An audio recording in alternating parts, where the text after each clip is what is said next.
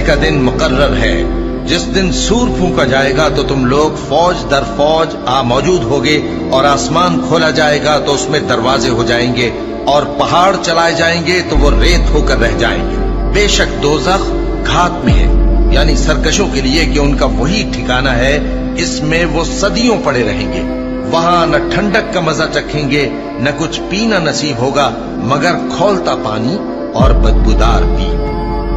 ये बदला है उनके अमाल के मुआफिक। ये लोग हिसाब आखिरत की उम्मीद ही नहीं रखते थे और हमारी आयतों को मुसलसल झुटलाते रहते थे, और हमने हर चीज को लिख कर महफूज कर रखा है। सो अब मजा चखो, हम तुम पर अजाब ही बढ़ाते जाएंगे।